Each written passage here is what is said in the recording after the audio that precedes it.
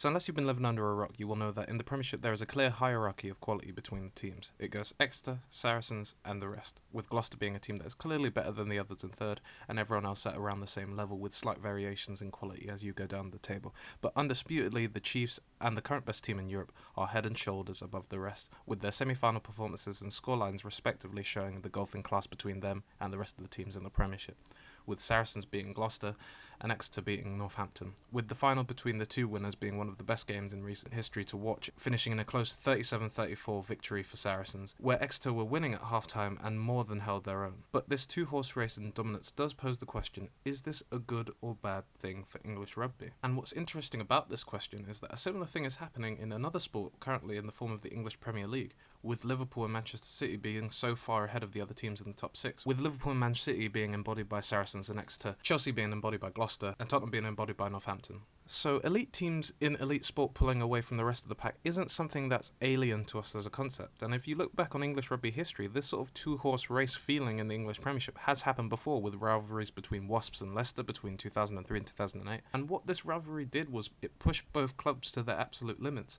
and this one-upsmanship led to one of the most compelling rivalries in English rugby history. But what it also did was raise the quality of both teams exponentially, which meant that both of these teams were a lot better in the European competitions as well. And we've seen this happen with the current footballing exploits of Liverpool and Man City, with them both reaching European semi-finals, with Liverpool going on to win it. But it also led to Liverpool and Man City pushing each other in the league to record-breaking levels, with Liverpool recording their highest ever points total in Premier League history, and still coming second. And what Liverpool have done, like Saracens have been for a while and Wasps and Leicester did before them, is with their newfound quality, they further the brand of English rugby and the quality of the Premiership, and make it look even more like the desirable competitive league that it is, which brings new players and coaches and creates more interest altogether and enhances the on-field product as a whole. But now let's get on to the downsides of having teams that are just leagues better than the rest. The most obvious and unfortunate downside to this dominance is that unfortunately it makes the on-field product less interesting. The fact of the matter is, although for people who are already invested in the league, having two excellent teams creates all sorts of new subplots and complications, the fact is that to a neutral, trying to get into a league that has one or two teams that are just leagues above the rest isn't as appealing as a really competitive scramble to the finish. My evidence for this is the German Bundesliga not being the most compelling due to the fact that you basically know who's going to win before the season even starts. But that's it in terms of downsides, and even the lack of competition thing isn't that much of a downside in my eyes,